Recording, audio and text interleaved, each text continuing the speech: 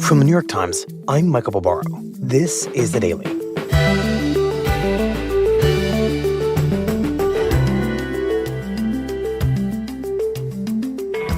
With a single monumental action expected today, the Trump administration will eliminate its own legal authority to fight climate change. My colleague, Lisa Friedman, has spent the past few weeks piecing together the inside story of how a small group of activists turned that once improbable goal into reality.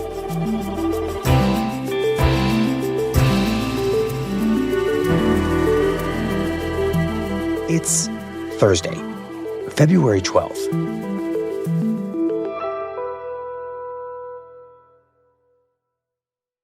Lisa, welcome back to The Daily. Thank you. Thanks for having me.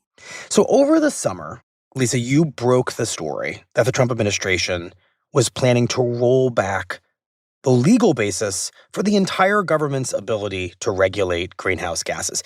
Just remind us what that legal basis was and why its elimination would be so consequential. Sure.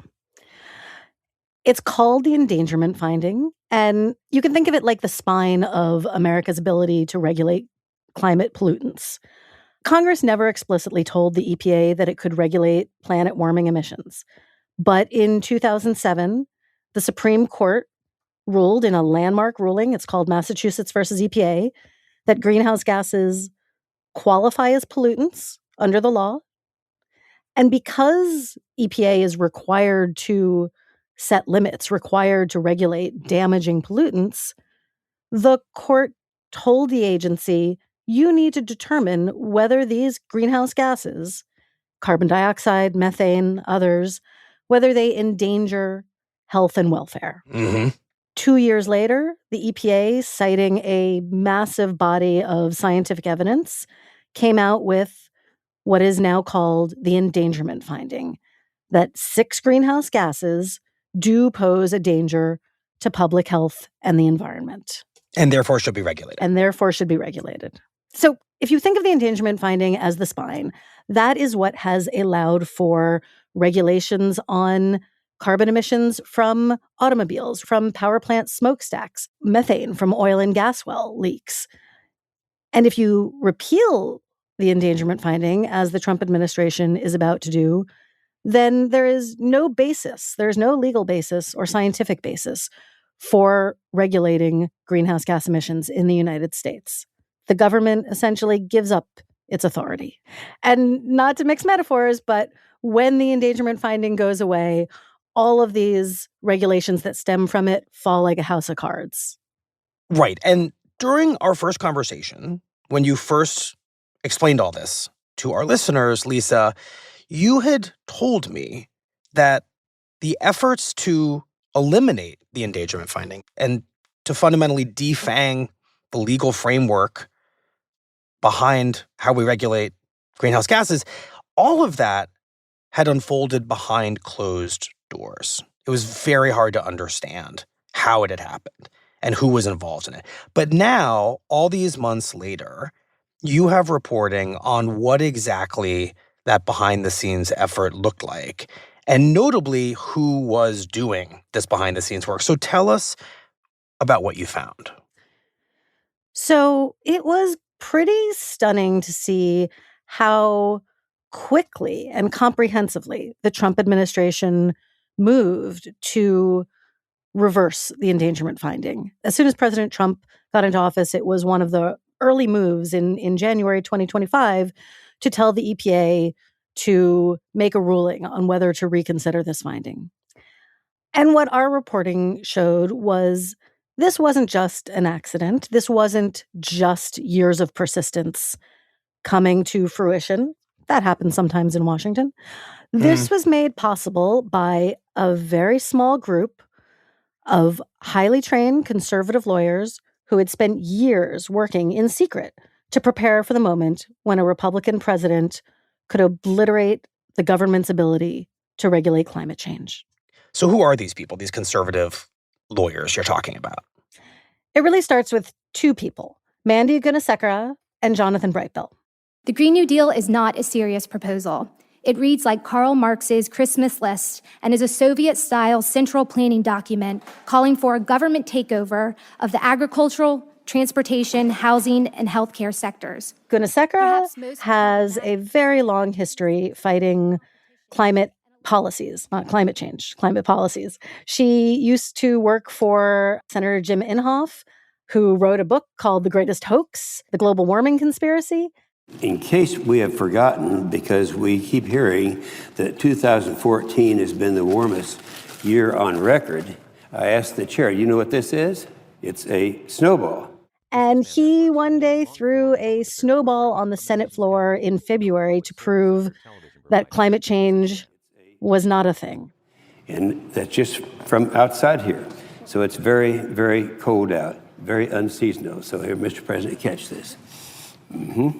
Gunasekara is the aide who handed him that snowball. And that's one of the things she's pretty well known for in Washington. Huh. She enters the first Trump administration, where she is instrumental in pushing for the United States to withdraw from the Paris Agreement, which President Trump eventually did. Mm-hmm. During the Biden administration, she argued strenuously against policies that he put in place to reduce emissions from automobiles and power plants and the rest. From day one, he's held true to that promise to, quote, shut down fossil fuel. And he and the Democrats have taken over 100 actions aimed at making it harder for oil and gas to be developed and delivered to market. Essentially making the argument that policies to address climate change are more harmful than climate change itself. It's not climate change that farmers nor Americans should be worried about. It's the policies being pushed in the name of climate change that stand to do far much more damage. Her partner in trying to repeal the endangerment finding was an attorney named Jonathan Brightbill. Before the Supreme Court will be the question of what limits exist in Clean Air Act Section 111D1. He had served in the Justice Department under the first Trump administration. Everyone we have talked to has described him as a very sharp legal mind who really knows his way around the Clean Air Act, the Clean Water Act. The hinge issue can really succinctly be stated as follows. Does EPA have the authority to determine the emissions rate based on what's achievable by what EPA thinks is the best system of emissions reduction, period? And has made the argument in court that Democratic administrations have really overreached in their efforts to impose regulations to address climate change. He was essentially dealing with the downstream effects of the endangerment finding. And it makes your head swim to try and parse through the various clauses and instructions that are contained there. Because of the endangerment finding, EPA has been dealing with a whiplash of regulations. They have been created in Democratic administrations, erased in Republican administrations, and fought in courts the entire time. Mm-hmm. Withdrawing the endangerment finding eliminates this situation entirely. And that's what Gunasekara and Brightbill plotted to do. And how do they actually go about doing that? So in the summer of 2022, Gunasekara and Brightbill start seeking funding for a big new project. They want to create a secret operation to kill the endangerment finding.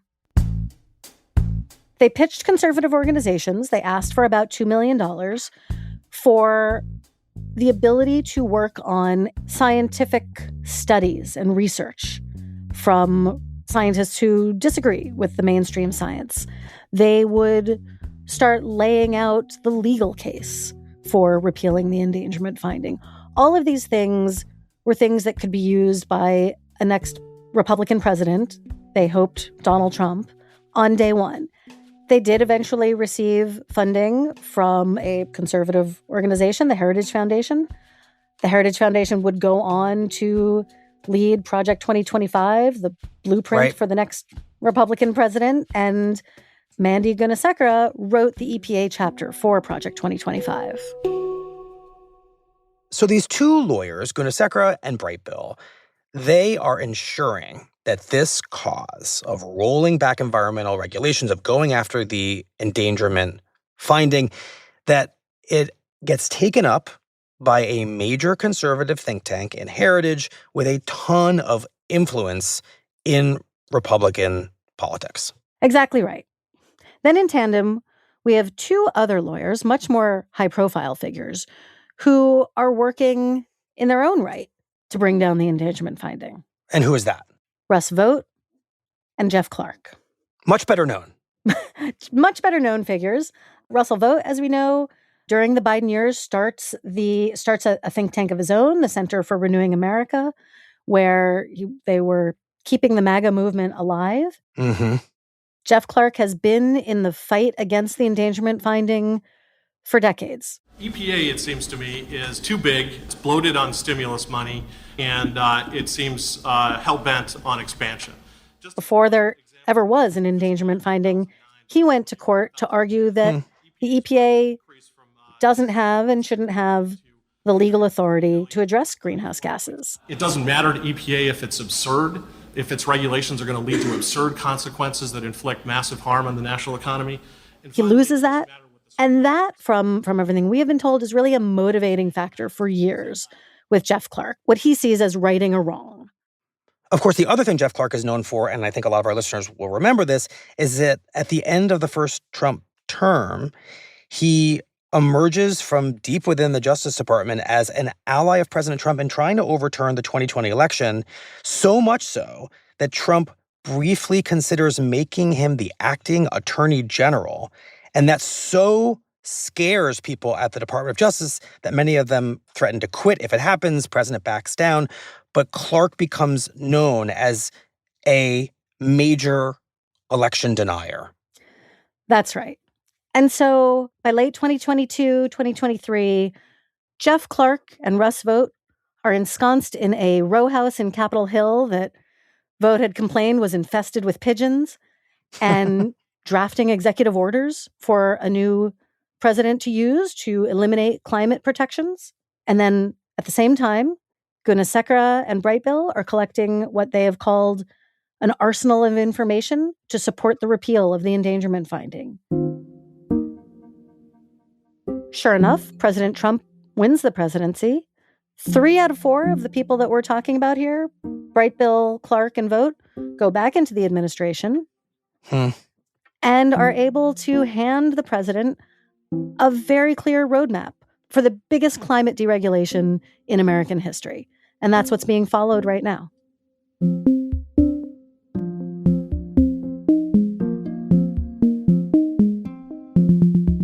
We'll be right back.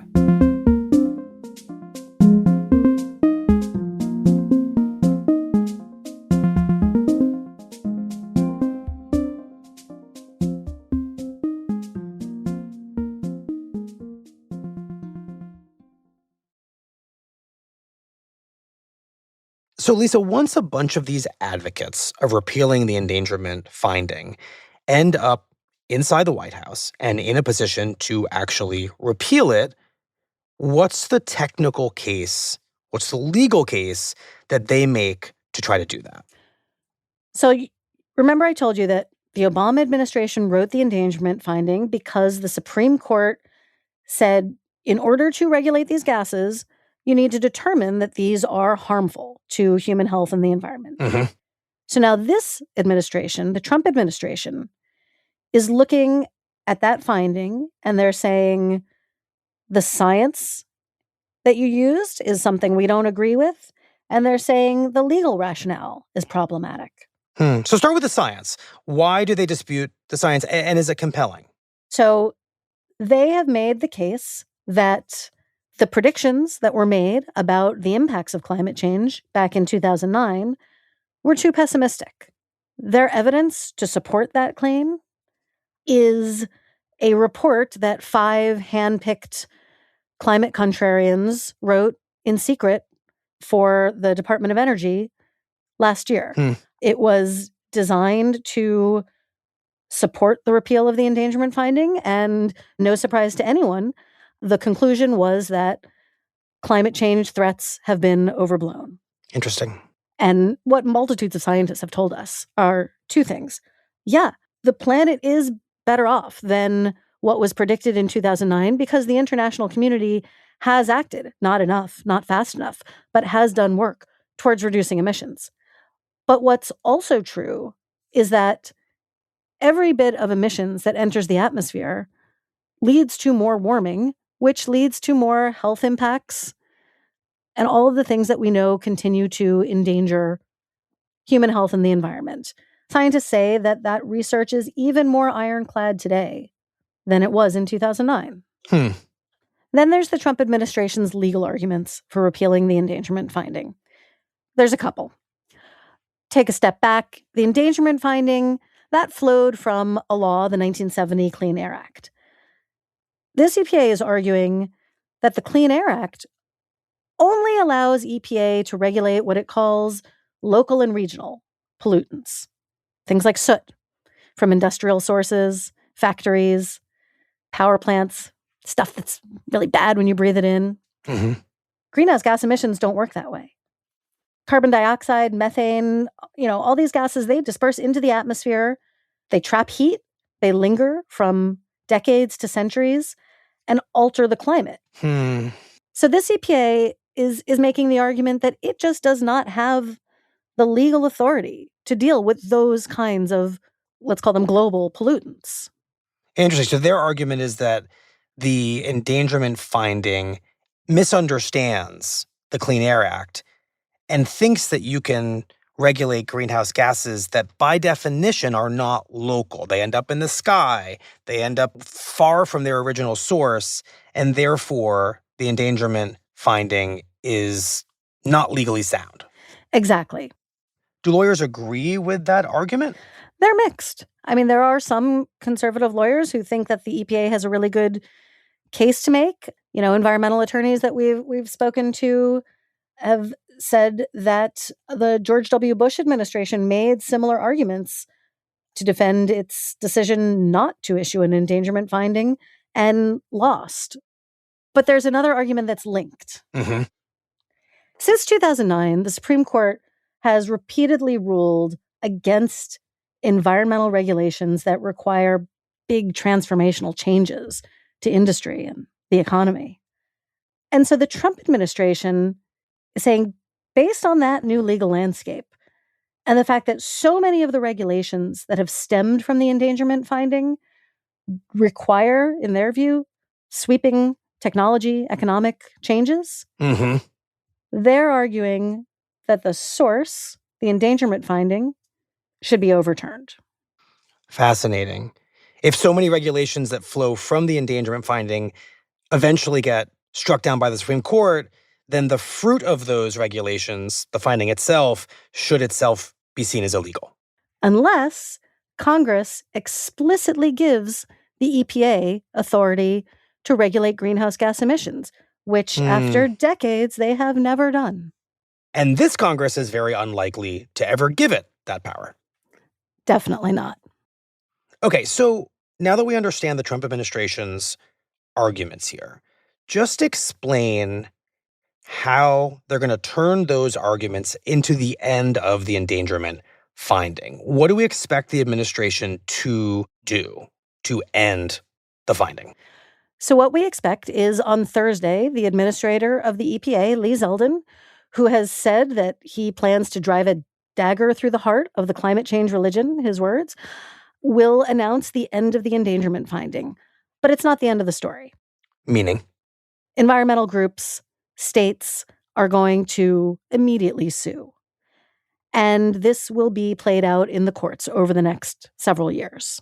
And what do we expect will happen in the courts, and just how high up in the courts is this likely to go? Well, that's the thing. We know what the group that we've been talking about, the folks who laid out this roadmap, hope to see. And that is that this case gets before the Supreme Court. And if that happens, there is a lot of hope in the conservative movement that the landmark climate change case, Massachusetts versus EPA, could be overturned or significantly weakened. So their hope is that the endangerment finding ends up before the Supreme Court in such a way that a conservative majority of the Supreme Court would overturn the original Supreme Court ruling that allows the endangerment finding to have ever come into existence.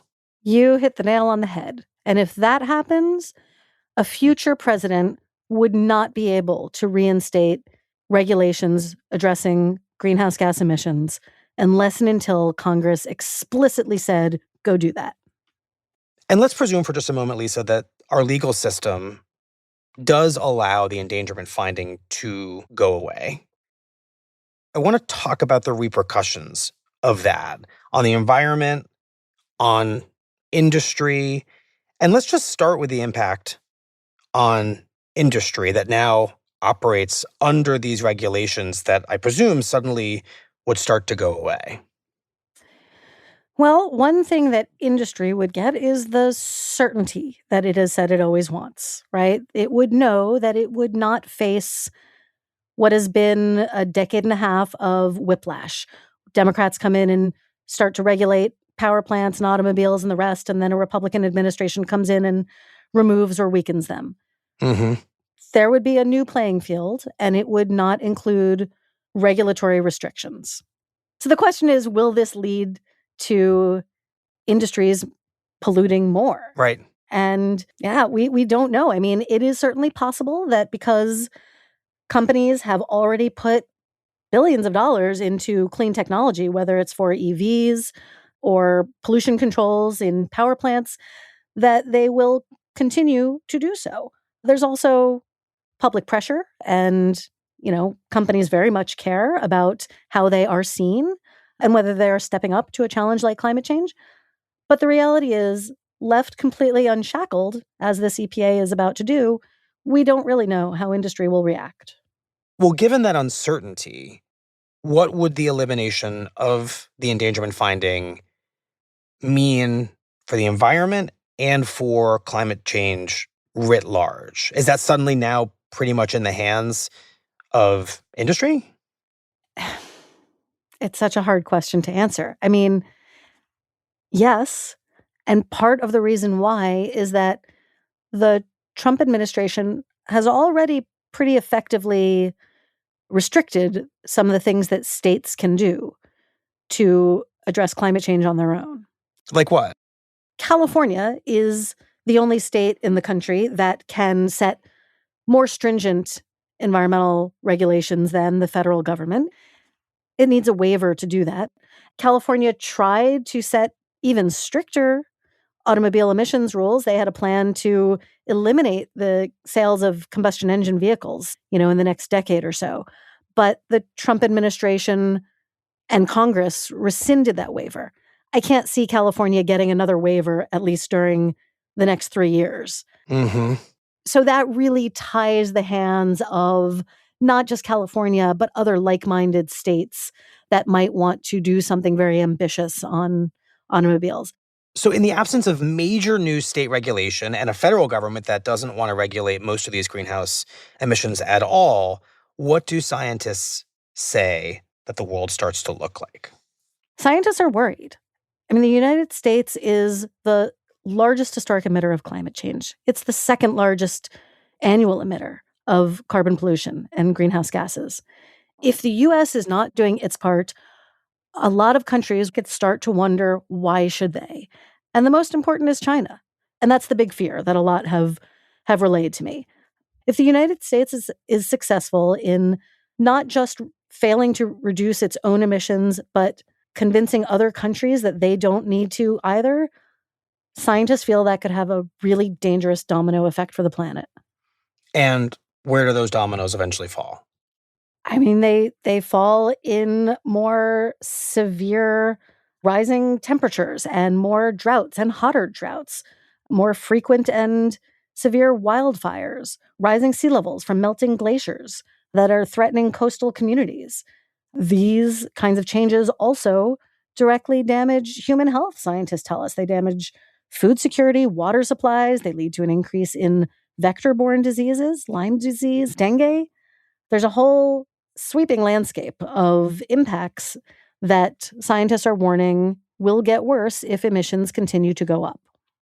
I feel like what's quite remarkable about the story that you've told here is how quickly this country's relationship to greenhouse gases, the idea that they create climate change and that this is something to be addressed by the government, how quickly really just in a decade and a half, that's changed. If you go back to the mid-early 2000s, when the endangerment finding was written, it seemed like much of the business and even political world was starting to become aligned in this sense that there was a problem and that something could be done about it. Hi, I'm Nancy Pelosi, lifelong Democrat and Speaker of the House. And I'm Newt Gingrich, lifelong Republican, and I used to be Speaker. I'm sure you remember the famous ad where Nancy Pelosi and Newt Gingrich are sitting on a couch together in front of the Capitol. We don't always see eye to eye, do we, Newt? No, but we do agree our country must take action to address climate change. And there wasn't always going to be ever, of course, agreement about what to do about it. Businesses weren't thrilled about some of the costs entailed in changing their conduct. But a lot of people got on board with the idea that something needed to be done.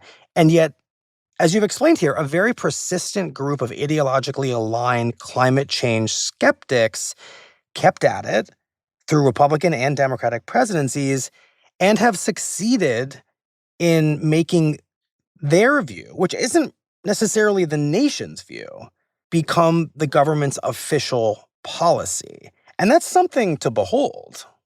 It really is. And one of the things that became clear as we were reporting this story out is that this group of conservative lawyers, their views on climate change were not in the mainstream, even of their own party.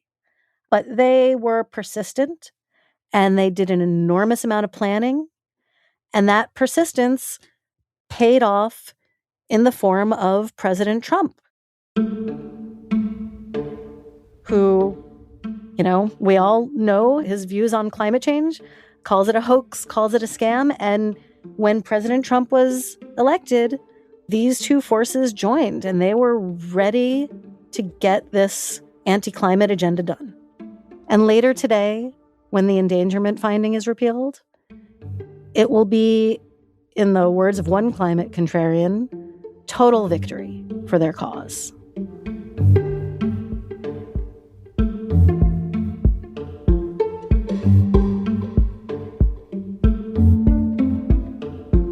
Well, Lisa, thank you very much. Thanks so much.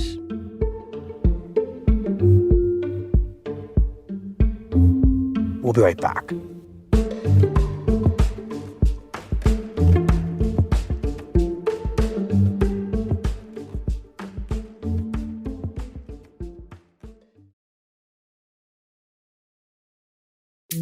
Here's what else you need to know today.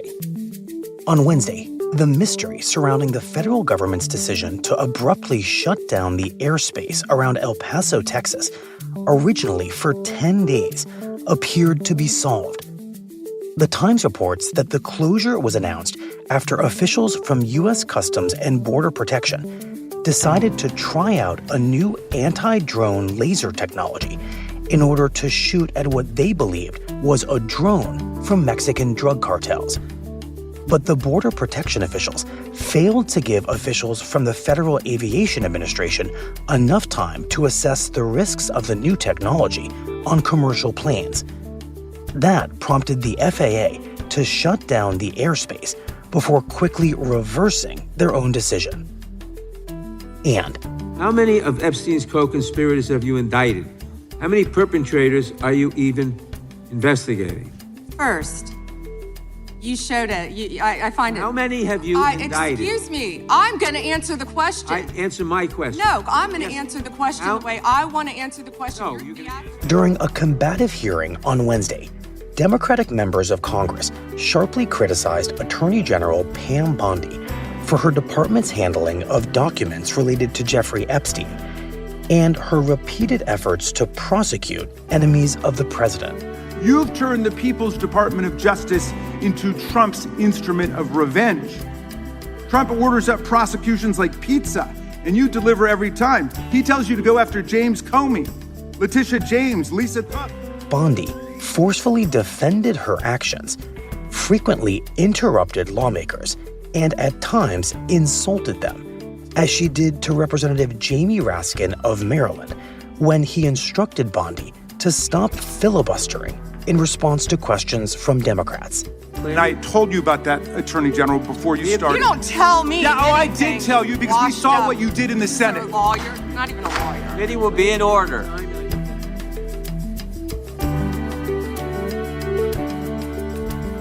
Today's episode was produced by Eric Krupke, Michael Simon Johnson, and Anna Foley. It was edited by Maria Byrne and Devin Taylor. Contains music by Alicia Etude, Marion Lozano, and Dan Powell, and was engineered by Chris Wood.